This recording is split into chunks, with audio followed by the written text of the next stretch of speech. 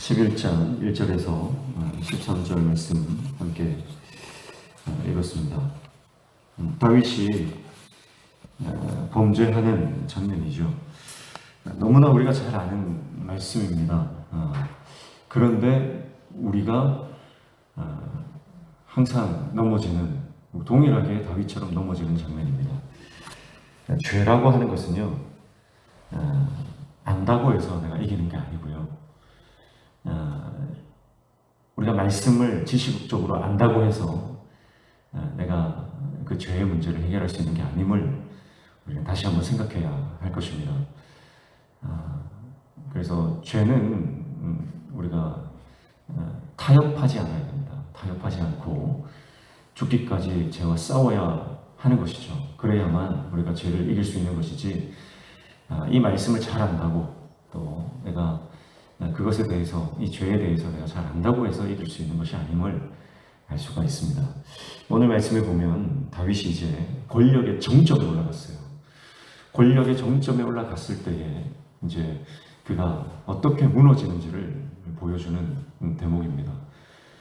그래서 섰을 때 넘어질까 주의하라고 성경은 분명히 말씀하고 있고요.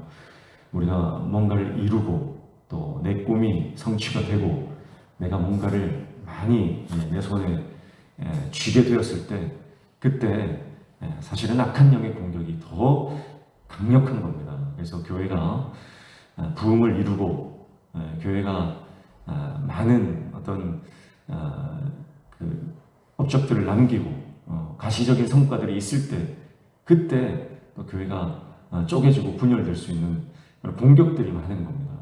가정도 마찬가지고 개인의 삶도 마찬가지고 우리 삶 가운데 내가 꿈꾸던 것들이 이루어졌을 때에 그때 하나님을 떠나기가 쉽고 죄에 빠지기가 더 쉽다라고 하는 것을 우리 말씀을 통해서 볼 수가 있습니다. 다윗이 오늘 이러한 그 음란의 죄, 그리고 그 죄를 덮으려고 하는 이 비열한 모습에 빠지게 된 것은, 그 출발이 어디냐? 그것은 바로 다윗이 자기가 있어야 할 그 자리에 있지 않았을 때에 그러한 일들이 벌어지는 것을 보게 됩니다. 그래서 1절 말씀해 보시면요, 이렇게 말씀하죠.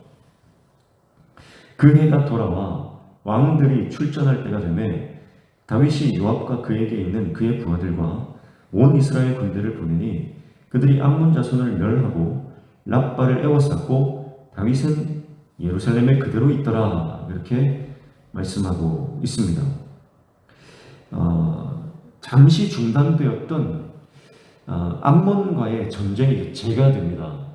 아마 이 우기 때문에 이제 암몬 자손들이 이제 전쟁 가운데 다 그들의 성으로 들어가서 이제 더 이상 이제 전쟁이 속개가 안 됐지요.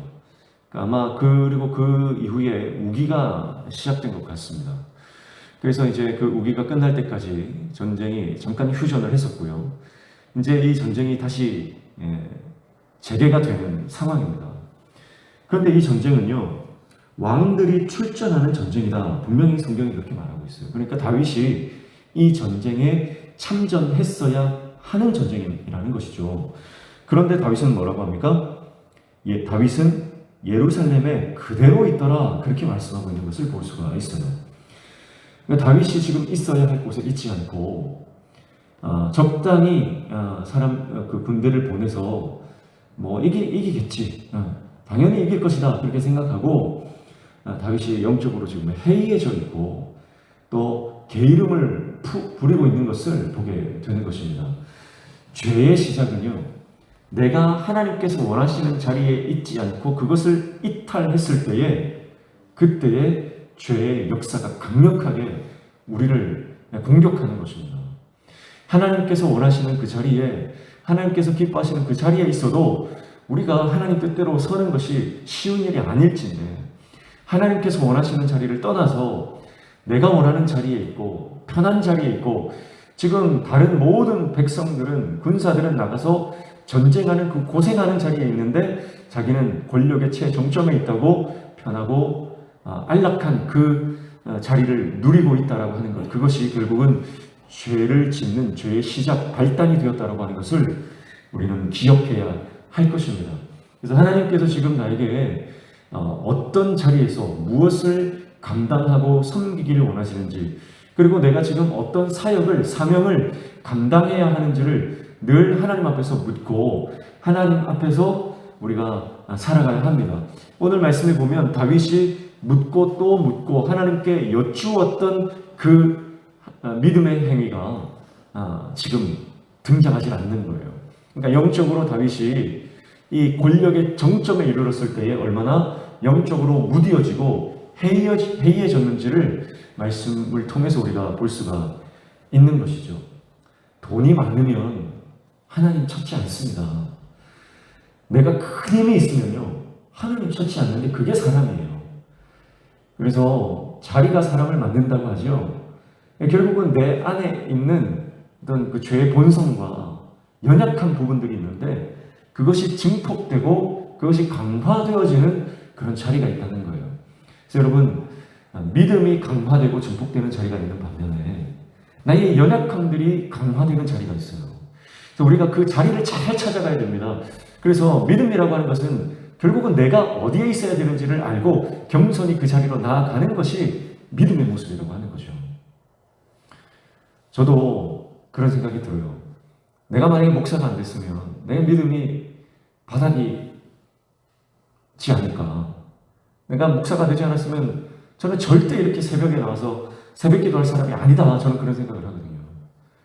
하나님이 그거 아시고 불쌍히 여기셔서 목회자로 만들어 주셔가지고 그나마 목회자라고 하는 타이틀이 있으니까 이렇게 새벽에 나와서 새벽 기도를 하고 말씀 앞에 머무르려고 몸부림을 치는 거예요. 제가 만약에 목회자가 아니었다 그러면 그냥 편하게 그냥 대충 그렇게 신앙생활 하지 않았을까, 그런 생각을 늘 합니다.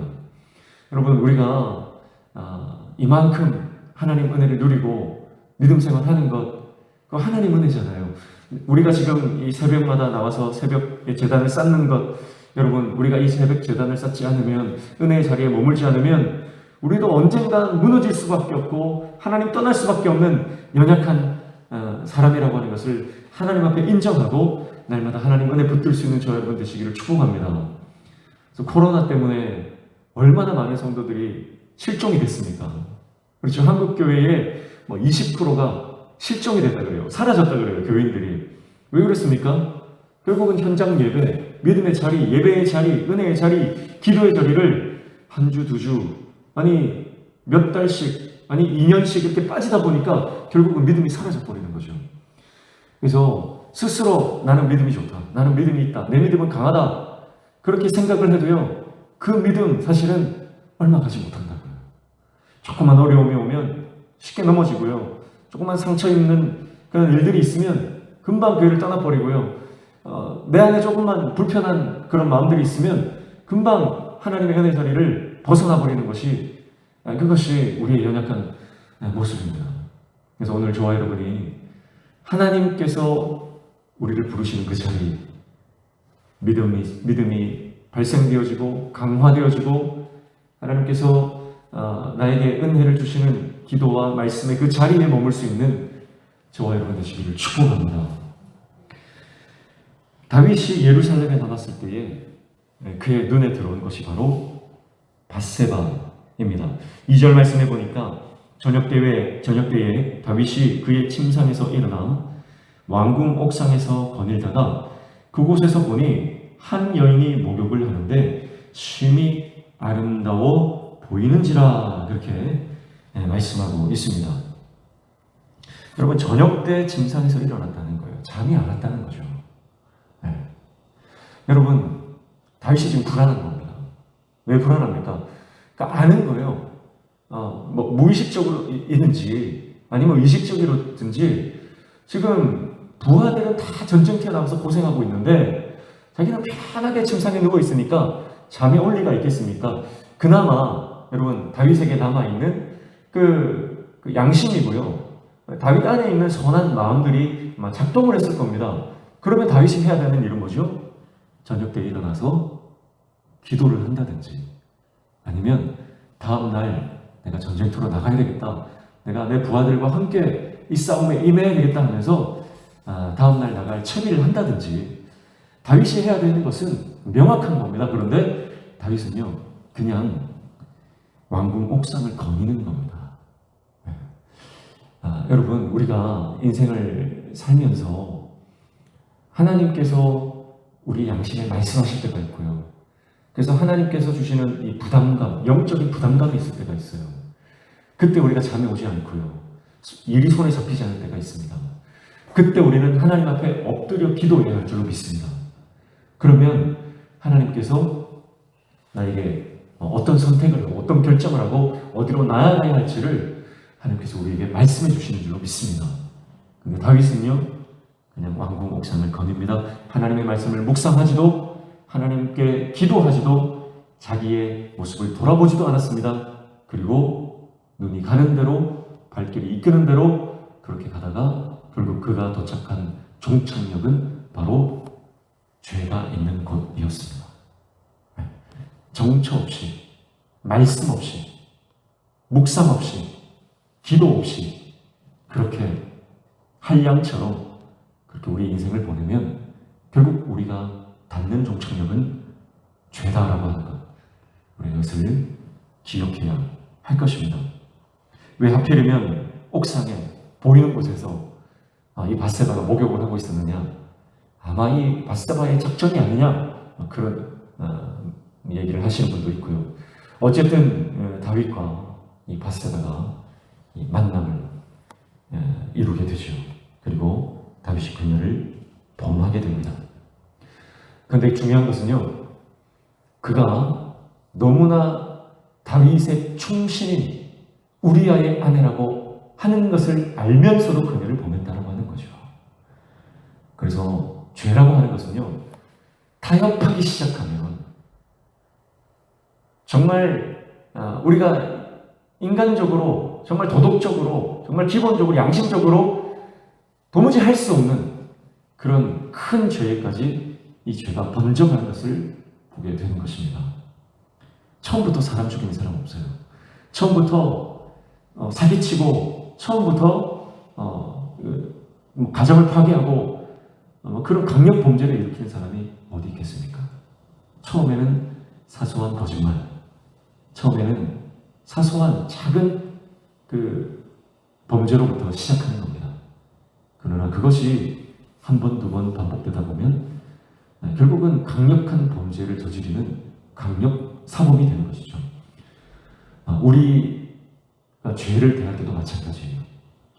죄를 허용하고 죄와 타협하고 그것을 방치하면 그것이 가는 대로 그냥 자연스럽게 놔두게 되면 결국은 큰 죄로 이어지는 것을 보게 되는 것입니다. 결국 다윗은 이 우리아를 살해하려고 하는 정말 극악한 그런 죄를 범하게 되는 자리까지 나아가게 되는데요. 그걸 덮으려고 하는 거예요. 덮으려고 하죠.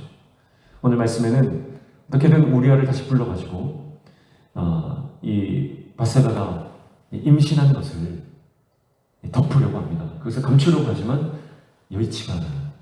그래서 결국은 다윗은 더욱 끔찍한 범죄를 저지르는 그런 자리로 나아가게 되는데요. 네, 계속해서 살펴보도록 하겠습니다. 함께 기도합니다. 하나님 아버지, 내가 더 많은 것을 누릴수록, 내 손에 쥔 것이 더 많을수록